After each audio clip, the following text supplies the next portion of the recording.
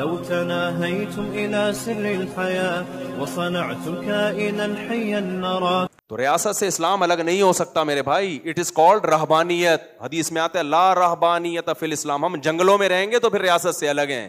جب ہم شہروں میں رہتے ہیں, آبادیوں میں رہتے ہیں, تو ہمارا ریاست سے لنک ہوگا. ریاستی اداروں میں بھی جائیں گے اور جائز طریقے سے ریاست کو کنٹرول میں لانے کی بھی کوشش کریں گے.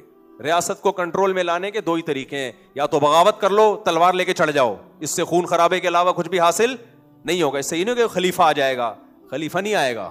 ملک کے 4-5 ٹکڑے ہو جائیں گے اور غیر مسلم طاقتیں قبضہ کر لیں گی. دوسرا طریقہ ہے تمیز سے, تعلیمی اداروں کے ذریعے, اور اپنے مدرسے کی صنعت کو ایسا ویلیویبل بناؤ کہ آپ کا مدرسے کا عالم ہر ادارے میں جا سکے. نظام تعلیم آپ کا ہو, وہ گورنمنٹ کا نہ ہو. اگر گورنمنٹ کا نظام تعلیم آ گیا پھر نقصان ہوگا, پھر گورنمنٹ ہی کے سرکاری مولوی پیدا ہونا شروع ہو جائیں گے. تعلیمی نظام آپ کا ہو, ٹیچرز آپ کے ہوں, لیکن آپ کے سرٹیفکیٹ کی اتنی ویلیو ہو کہ اس سرٹیفکیٹ کے ساتھ آپ فوج میں بھی جا سکو, آپ عدالت میں بھی جا سکو, آپ وکالت میں بھی جا سکو, آپ پولیس میں بھی جا سکو, آپ بیوروکریسی میں بھی جا سکو. یہ جرم ہم سے ہوا ہے جس کی وجہ سے پورا ملک ہمارے ہاتھ سے نکل گیا. اب ہم رو رہے ہوتے ہیں, چند فیصد لوگ ہیں جو ہمیں کوڑے مار رہے ہیں, جو قانون پاس نہیں ہونے دے رہے, جو یہ نہیں ہونے دے رہے. بھائی وہ چند فیصد لوگوں نے محنت کی, وہ ایسے پاورفل اداروں میں چلے گئے. ہم نے محنت ہی نہیں کی. ہم نے ذہن یہ بنایا کہ ہمارا یہ کام ہی نہیں ہے, ہمارا کام صرف مسجد اور مدرسہ ہے. تو بھائی جب آپ خود مان رہے ہو کہ ہمارا کام ہی نہیں ہے ریاستی اداروں میں گھسنا, تو پھر جب ریاستی ادارے آپ کے خلاف گڑبڑ کرتے ہیں تو پھر شور کیوں مچاتے ہو؟ اپنے بندے تو تمہارے ہیں ہی نہیں وہاں. نہیں آئی میرا خیال ہے بات؟ تو عجیب دماغ ہو گیا بھائی صاحب. تو میں یہ بات کر رہا تھا, اسلام میں رہبانیت نہیں ہے. تو میری باتوں کا کوئی یہ ہرگز مطلب نہ سمجھے کہ اسلام دنیا داری سے منع کر رہا ہے, ڈاکٹر بننے سے منع کر رہا ہے. جب میں نے بتایا نا کہ ٹماٹر والا اور ڈاکٹر, اگر ٹماٹر والا تقوی والا ہے تو اللہ کی نظر میں اس کا مقام زیادہ. تو ہو سکتا ہے کوئی بیچارہ میڈیکل سائنس میں ڈاکٹری کر رہا ہو, وہ کہ اب میں ٹماٹر ہی بیچوں گا. یہ نہیں ہے میرے بھائی, اس کی اسلام اجازت. جس کے اندر صلاحیت ہے وہ ڈاکٹر بنے, وہ انجینئر بنے, وہ فوج میں جائے, وہ عدلیہ میں جائے. کچھ لوگ ٹماٹر بیچیں وہ بھی ٹھیک ہے. تو اسلام آپ کو دنیا چھوڑنے کا حکم نہیں دیتا, لیکن اسلام کہتا ہے ان اکرمکم عند اللہ اتقاکم. اللہ کی نظر میں مقام ڈاکٹر کا اس وقت اونچا ہوگا جب وہ لوگوں کا علاج کرے اللہ کی رضا کے لیے, جب وہ تعلیم حاصل کرے اللہ کی رضا کے لیے, جب وہ لوگوں کو نسخہ دوائیوں کا لکھ کر دے. کس کے لیے؟ پیسے بھی کمائے, لیکن کس کو راضی کرنا ہو. بھائی وہ چرسی بھی بن سکتا تھا, وہ ہیروئن کا کام بھی کر سکتا تھا.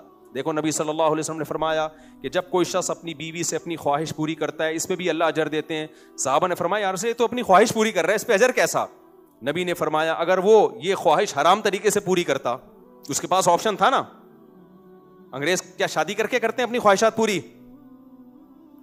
فرمایا وہ حرام بھی کر سکتا تھا, لیکن حرام کو چھوڑ کر حلال پر آیا. تو فرمایا اگر حرام کرتا تو گناہ ملتا؟ صحابہ نے کہا ضرور. فرمایا کیا بات ہے کہ تم حرام میں گناہ کو گناہ مان رہے ہو اور وہ حرام چھوڑ کے حلال کر رہے ہو, اس میں نیکی نہیں مان رہے, ثواب نہیں مان رہے اس کو. یعنی نبی نے صحابہ کا سوال صحابہ ہی پہ لوٹا دیا. تو ایک ڈاکٹر اگر وہ چرسی بھی بن سکتا تھا.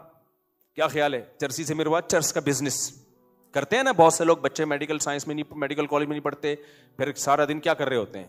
گٹر کے ٹھکانوں میں بیٹھ کے ٹائم ضائع کرتے ہیں. جب جیب میں پان گٹکے کے پیسے بھی ختم ہوتے ہیں, بندوق اٹھاتے ہیں, چھیننا شروع کر دیتے ہیں لوگوں سے. تو آپ تجارت تاجر بنو, آپ کوئی بھی اچھے شعبے میں جاؤ گے, اسلام اپریشیٹ کرتا ہے اس کو, اس کی تعریف کرتا ہے. نبی صلی اللہ علیہ وسلم نے تو یہاں تک فرما دیا خیارکم فی الجاہلیت خیارکم فی الاسلام.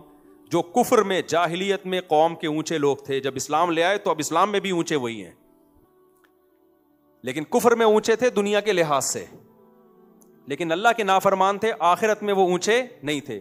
لیکن وہی اونچے جب مسلمان ہو گئے, ایک فالٹ تھا ناشکری کا, وہ فالٹ جیسے ہی دور ہوا تو اب وہی اللہ کی نظر میں بھی کیا ہو گئے؟ اونچے ہو گئے. تو اس سے پتہ چلتا ہے پڑھا لکھا آدمی اللہ کی نظر میں اس کی ویلیو زیادہ ہے بنسبت ان پڑھ کے.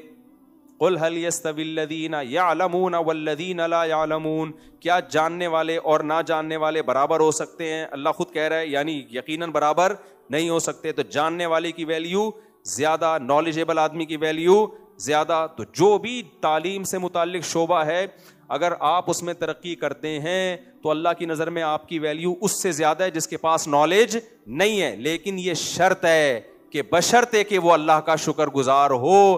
اگر نہیں ہے تو پھر جو مرضی کر لے بھائی, اللہ کی نظر میں مقام حاصل نہیں ہو سکتا.